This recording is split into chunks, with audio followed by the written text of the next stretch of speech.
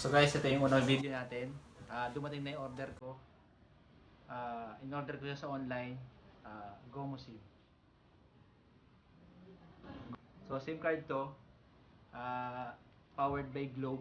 So kung malakas yung signal nyo sa area nyo, pwede nyo bilhin. So ang bili ko dito is 199. Free delivery. So buksan na natin.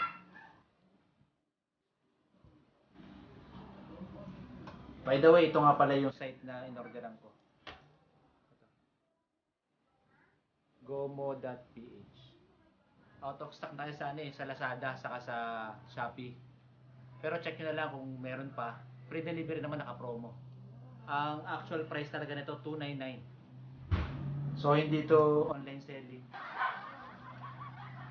Tutorial to. So ito yung SIM card. Ito yung laman. Sabi 5G, nakasulat 5G pero joke lang yan. Wala pa ng 5G dito. So buksan na natin.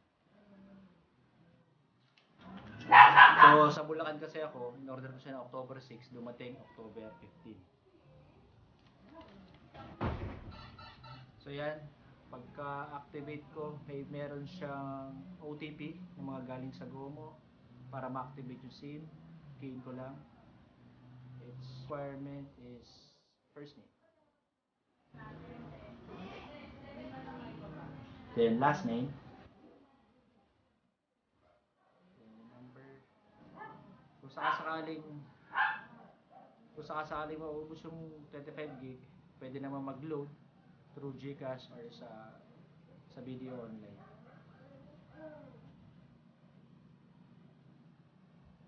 Tapos mag-set ka ng pin mo, sarili mong pin, which is 6 na digit.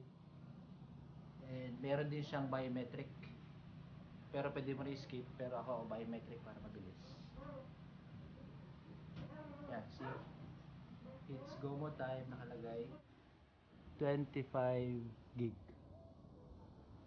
Na 25 gig. So, ano ko lang yung get started. So, dito, mamamonitor mo kung ilang gig na lang yung remaining. So, get started with your 25 gig of data that doesn't expire. So, madali mo talaga monitor kung ilan na lang yung gig mo. Then, akin ngayon nasa 5 yung bar nung signal ko. Ang signal niya pa 4 yung nakikita ko. Ngayon, i-on ko na yung data ko. See, speed test. Any speed test. 1 MB, babagal yan, tumangat 2 Mbps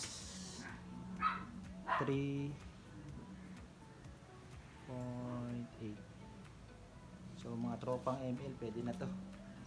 Up daw ang sa akin 3.92, almost 4 Mbps ang download speed. Ang upload speed mababa, 1.5 Mbps.